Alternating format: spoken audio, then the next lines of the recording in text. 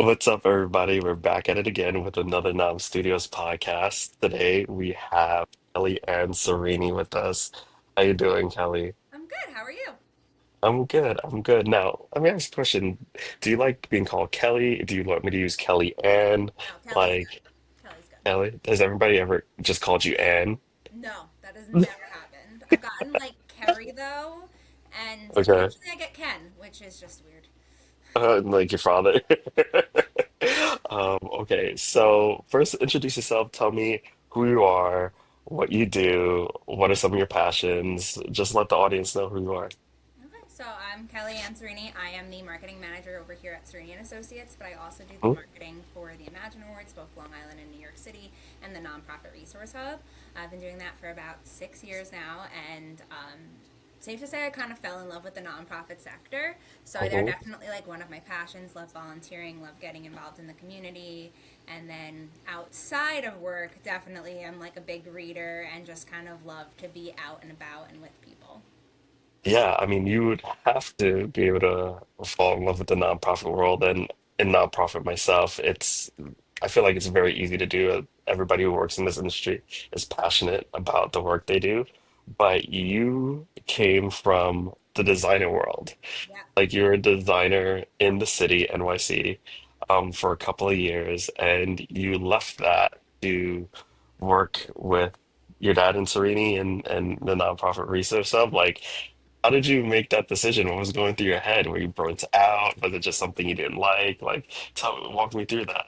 So I think the world kind of made that decision, or the universe for me. I was in the fashion industry for 5 years. I was an activewear designer. I led a team, and then right before the pandemic hit, I decided that it was time for me to break off, make my own line, launch my own company. So I flew to California, launched a fully sustainable U.S. made activewear line, and then the pandemic hit. Yeah. And so before the pandemic hit, I was just working part time here to kind of help with the Imagine Awards, help with promoting all of that while kind of getting my own company up and running. And when the pandemic hit, obviously there was more of a demand for like things here in the office. I was one of the few people that was able to come in because it was my dad's company. So it was very easy for me to be like, okay, I can come in and scan all the tax documents or take care of things because I didn't have to really isolate from him.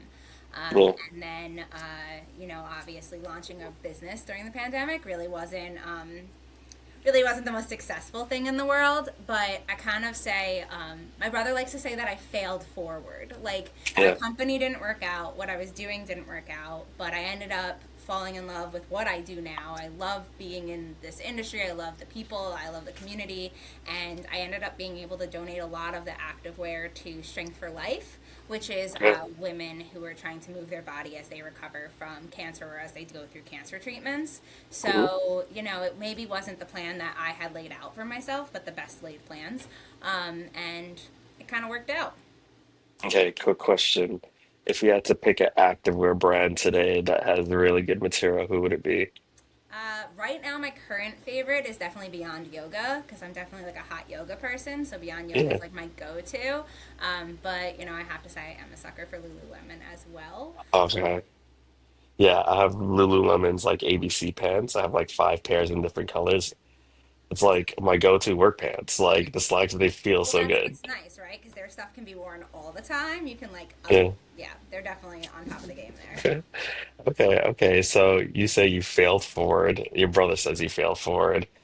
Um, and you were in California. When during that transition did you move from California back to New York? So I was here. I was partnering with a factory in Okay. California. So I went and I met the Gotcha. factory. I found it like everything. I've always lived on Long Island. I'm kind of. I don't think there's a better place in the world. I'm one of those few Yeah. people that will never leave the island, especially Yeah. Suffolk County. Like that's my home. That's where I live. That's my Yeah. community, and I wouldn't trade it for the world. So would you say that was like the transition was a slow burn or more of a clean break because of the pandemic? Oh, it was a slow burn. It took me a couple of years before I fully was like, okay, like I became more invested here, but it took me a couple of years to be like, Hmm. okay, we're gonna close this chapter. I didn't Okay. officially close the business until a year ago, so Okay. it took me like a while to be like, this is definitely where it's going. Even when I stopped kind of working on it full time, it was just kind of still like always in the back burner. Like I would get like Mm. spikes of inspiration, like, okay, I have to work on this, Yeah. like, I have to make it work. And then I was just Yeah. like, you know what? I love what I do. Why am I trying to force something that's not working? Yeah. What was the hardest part about letting it go? Especially since it only happened a year ago. It's 2026, so that's what, 2024, 2025 you officially closed it? Yeah, I think it was definitely 2024. I officially closed it. Mhm. So I guess that was a year, 2 years now. I think it was like the fact that I invested so much time, energy, and money into kind of making this work, and I really wanted to be able to do this, and it was something that I had thought about doing for a couple of years before I left the fashion industry, and it was, I spent 4 years of college, 5 years in the industry. Like, I really thought that this was kind of where my life was headed, and it was just very hard for me to be like, okay, you can change your dreams, and that's Mhm. okay. Like, you can still be happy doing something else. Yeah, and you never know, you know. I feel like as I get older, I realize, wow, I've lived a lot of different lives. I've done a lot of different stuff. You never know where it's getting like all the time. I think, okay, this is where I'm gonna be for the next like 20 years, and then 5 years later, I'm totally somewhere different. So you never know. Yeah, it's definitely true. I mean, I feel like most of the people I went to college with didn't even stay in the industry. Yeah. Okay. Okay. Yeah, that's true. That's very, very true. So moving on to like the marketing side and what you do for Cerrini Associates, Imagine Awards. When did Imagine Awards start, and like how did it come to fruition? So the Imagine Award started before I started with Cerrini. So Long Island was 14 years ago, but the Hmm. idea of it was probably closer to 20 years ago. So Hmm. Ken had always wanted to. His idea was that there was all of these galas, and everybody had, this night where they were recognized. But most of the time, they weren't recognizing themselves. They were recognizing their sponsors. They were recognizing their donors. They were recognizing everybody else in the room except for the incredible work that they were doing. So we created this, or he created this event in order to kind of shine a spotlight on the sector and make it so that, multiple nonprofits could come into a room, celebrate each other, and learn about each other. And from that, hope, education within the sector, collaboration, and all of that. So then 5 years ago, we tried to launch it 6 years ago in New York City, but again, pandemic, so not, well, I guess it would be seven now. So yeah, we're going into our sixth year in New York City. So Okay. yeah, That's awesome. That's awesome. And so you always say the best marketing comes from trust and collaboration and not just promotion. When did you like realize that? I think that that's kind of just how I started. I'm a people Mhm. person. My friends always say I could talk to a rock. Like, I love talking with people. I love getting to know people. I love communication. Like, it's super important. And I think that all the successful marketing things that we have done as a firm is through meeting other people and leaning on our partners and, cross promoting. Like, you can talk Mhm. about or educate an empty room all you want, but if the room's empty and nobody's in it, then who's going to hear your voice? So I think Yeah. that it's always been, meeting new people, talking to people, walking up to a stranger at an event, seeing where that conversation goes. I think that that's where the best ideas come from. Plus, you can always market what you think the public wants to know. Like, you can always do a webinar on what you think people want to learn about, and that's great. But that's not necessarily what people want to learn about. So you really have to talk to the people. You really have to find out what the community needs. Otherwise, you're kind of working in a silo. Yeah, I mean, you mentioned communication, and it seems that like communication is the key to your success. And I agree with that. I'm an over communicator too. I know that you said that you meet with your teams almost on a weekly, bi-weekly, or even monthly basis. And I feel like that's the same reason for my success too, making sure that you're always talking, you're always making sure everybody's on the same page, you're always making sure that, the T's are crossed and the I's are dotted. Um, and is that something that you learned from your father? Is that something that just was a you thing? Like, I mean, he definitely like manages his team from a communication perspective, but I also just think that that's kind of something that I've always been. Like, I've always been mhm. a talker and a talkative person, and like I just love people. Like, I know that's like a weird thing to say, but so it's for me, it's like very natural and it flows. But also, I think that that's kind of like the culture of the firm here. Like, every single team meets weekly, and then they have internal teams. We have like the Slack channels that are super, or I guess Teams channels that are super helpful in order to communicate on a daily basis. And then we have teams, and then we even have like an employee chat where people like we just make jokes and talk. We're a team of 80 people, and like there's meme battles going on the regular. Like, we're not even though we're not all in the office, we're still trying to have that community and keep collaboration and Yeah. conversations. Yeah, absolutely. It's all about the culture. It's definitely all about the culture. 100%. Um, when okay, let's talk about the nonprofit resource hub. How long ago did the nonprofit resource hub start? So I think it was about 7 or 8 years. So it was right before I started with the firm. They launched, Mhm. and then it kind of like has grown and evolved over time. I Mhm. kind of when I started, I hit the ground kind of running with them. So we've been doing different things within the nonprofit sector, but the resource hub is essentially what it sounds like. It's a resource hub for nonprofits. Okay, and when it started, how many nonprofits are part of it? I mean, we started with just like a small. They started with like a small event, like in person, to kind of launch it. I wasn't there, but from pictures, it looks like 50, 60 people were there, and now we have over 500 nonprofit partners, and that doesn't count the Yeah. nonprofits that aren't a part of us, but like come to our webinars and are involved in our communication. Mhm. Okay, and like it's just interesting to know that, you guys have the Imagine Awards, created the nonprofit resource hub. Cerrini Associates is like an accounting firm, correct? Yeah, yeah. Like, so like I feel like those are two different lanes. It is, but I think that it kind of stems from Sereni's core foundation, and that is education. Like, yes, we're accounting firms. Yes, we work with all industries, but our format and our base in marketing, our base in how we approach the community, our base in how we work with our clients, or even potential clients, or even just strangers, is communication. Like during the pandemic, we did PPP webinars all the time for the business sector. We had new publications getting dropped weekly. Like, we consistently, anytime there's new tax regulations, we're sending it out. And that's kind of how we run the practice. We do internal trainings on a regular basis, we do external trainings, everything's free. We do like a conference every year. We do guides. We do newsletters. It's all about educating the sectors so that they can be stronger. And if you end up wanting to work with us, that's great. Obviously, super happy to do so. But if we can just educate people and give them the information that they need to run their business or their nonprofit successfully, that's really all that is important to us at the end of the day. And what are some of the benefits that a nonprofit gets from joining the nonprofit resource hub?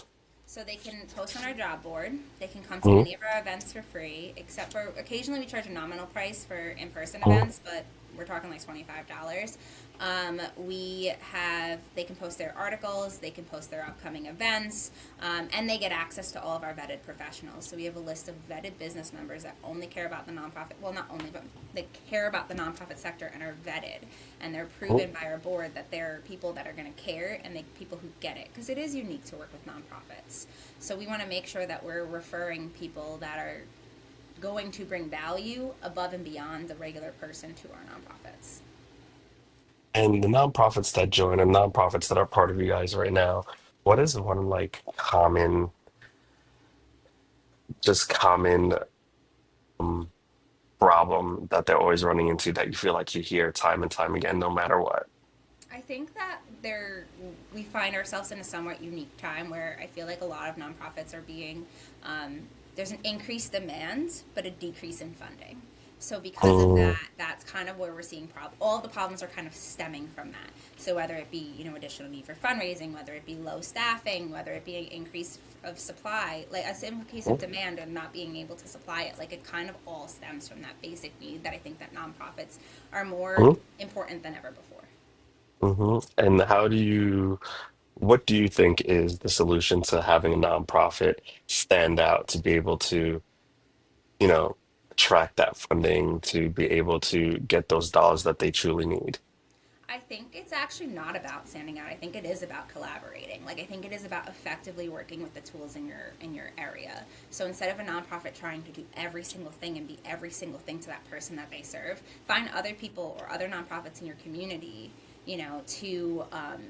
to lean on that can provide that additional support where you have the gap. Instead of going and kind of advocating for yourself, advocate for the sector as a whole and collaborate in doing that. And I think that that's kind of where we are in order to make this sector stronger right now. It's all going to be based on collaboration moving forward.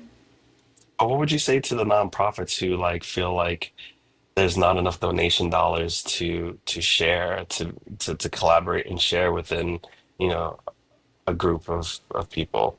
I think that I think that what's different about the nonprofit sector is that the business sector is that I don't feel like I feel the same level of competition there that I kind of see in other things. I was in a conference the other day and it was three book organizations, all serving books in different ways, right? So one was a library, one was a book bank, one was giving books to doctors. They could have easily said, we are all competing for the same dollars. We are all competing because we're all doing the same thing.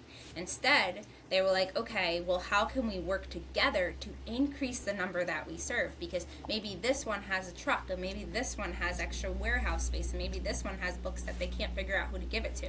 So instead of viewing it as a competition and as something where you're going to be battling each other, I think it's important to view it how you can make each other stronger, because when there is that decrease in dollars, maybe there's a nonprofit that will have a resource that you don't have access to that could help make you stronger so you could serve more people. Stronger together. Exactly. Stronger together. Okay. So going back to young Kellyanne when she was athletic designer, if you could go back and tell your designer self one thing about what was coming, what would it be? I actually don't know if I would. I think that the Oh. the path that I took led me to where I needed to be, and I think that if somebody kind of told me this is where you're gonna end up, I don't know if I would have been like open arms about it. Like I think that I would have been like, no, this is my dream. I think I needed to try, and I think I needed to fail, and I think that too many people are afraid of failing, so they don't take risks and they don't take chances. And I think it's okay to. And it's okay to change your mind and it's okay to pivot. As long as you keep going and as long as you kind of stay positive, that's all you can do. Yeah, I mean, when you fail, you learn, right? Um, if you could relive one professional moment, not to change it, but just to feel it again, what would it be? Ooh, that's a hard one. Um, I think it would probably be my first Imagine Awards. Like, not the first one that I went to as a guest, but like the Oh, first one that I was actually there and I was like actually in the room and I actually saw everything. I think that it's interesting, because I do work for my dad. Like, I viewed him as a certain mindset my whole life. Like, this is my father. Like, this is what he does. This is what he's oh, capable of. Like, you view him, and I didn't like view him for everything that he's built and like everything that was able to come from it. And in that experience, like I was able to enjoy the Imagine Awards and kind of see like first off all the work that goes in behind the scenes, but also kind of see the success and see how people reacted, like, and see how people enjoyed it and see like the energy in that room. I mean, we also my first Imagine Awards was in person was 2021, so it was right after everything. There was excitement, it was oh. just like so many people to be grateful to be in a room. So that's probably the moment because it was just so it was a really good feel good moment when I feel like I think it was needed. Awesome. That's awesome. Just want to feel that electricity again. Okay, couple more questions. These don't need explanation. It's a either or question, Okay. just to let people know who you are, right? Trust your gut or trust the data? Got Your gut, okay. Send the risky email or sleep on it? I'm probably a sleep on it person. Sleep on a person, okay. Build something new or fix something broken? Fix something broken. Fix something broken, okay. Early morning grind or late night creative flow? Early morning. Early morning, okay. LinkedIn DM or face-to-face coffee? Face to face coffee. Face-to-face coffee, okay. Okay. I'm surprised you picked fix something broken. Yeah, I mean, I don't know. I think sometimes the foundation is there. It just needs to kind of be fixed. Yeah. I actually, yeah, I stand by it. Right. Awesome. Awesome. Well, thank you for coming. Thank you for talking to me. Thank you. I loved learning about you and your past. I never knew that you were a designer. That's good to know. And definitely Lululemon. Definitely Yeah, Lululemon. definitely. But thanks, Kelly. And where can everybody find you? Where can everybody get in contact with you? Everybody can find me on LinkedIn, Kelli-Anne Cerrini, or email kacerrini@cerrinicpa.com. Thanks, Kelly. I appreciate your time. Thank you.